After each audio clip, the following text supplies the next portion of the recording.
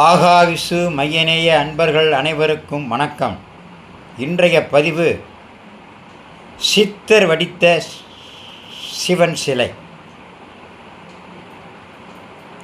ராமேஸ்வரம் போகும் வழியில் மண்டபம் என்று ஒரு பகுதி உண்டு. அந்த பகுதியில் மரைக்காயர் என்ற மீனவர் வறுமையின் பிடியில் நம்பிக்கையுடன் மங்களேஸ்வரரை தினமும் வழிபட்டு வந்தார்.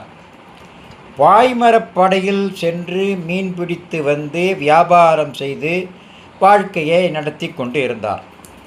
ஒரு சமயம் அவர் கடலில் மீன் பிடிக்கும்பொழுது சூறாவளி காற்று அடித்து அவருடைய படகு நிலை குலைந்து எங்கேயோ அடித்து சென்று விட்டது.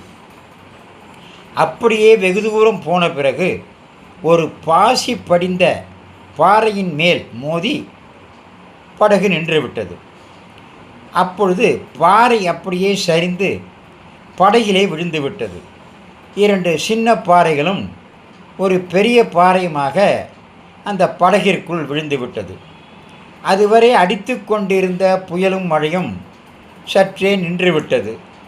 மரைக்காயர் அதிர்ச்சியிலிருந்து மீண்டதும் மண்டபம் நோக்கி திரும்பி வருவதற்கு பார்த்தால் அந்த இடத்திலிருந்து திக்கும் தெரியவில்லை, திசையும் தெரியவில்லை.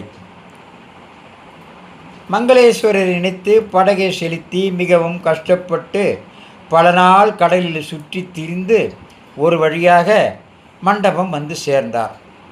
கடலுக்கு போன இவர் திரும்பி வரவில்லை என்று பல நாட்கள் கவலையோடு காத்திருந்த குடும்பத்திற்கு அப்போதுதான் நிம்மதி கிடைத்தது.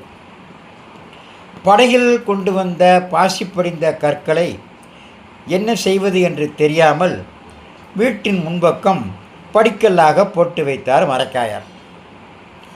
அந்த கல் மீது வீட்டுக்குள் போக வர ஆட்கள் நடந்து நடந்து மேலே ஒட்டி இருந்த பாசி கொஞ்சம் கொஞ்சமாக நீங்கி ஒரு நாள் சூரிய வெளிச்சத்தில் பளபளவென்று மின்னியது. என்ன ஆச்சரியம்! சாதாரண கருங்கல் என்று நினைத்த கல் அந்த பாசியெல்லாம் நீங்கியதும் சூரிய வெளிச்சத்தில் பளபளப்பாக மின்னியது. மங்களேஸ்வரர் மரைக்காயரின் வறுமையான காலகட்டத்தில் இருந்து விடுபட அளித்த பரிசு என்பதை உணர்ந்து இந்த மின்னக்கூடிய பச்சை பாறையை அரசருக்கு அன்பளிப்பாக தந்தால் வறுமை நீங்கும் என்ற எண்ணத்தில் பாண்டிய மன்னரின் அரண்மனைக்கு சென்றார். அங்கே என்ன நடந்தது? நாளை பகுதி 2 பார்க்கலாம்.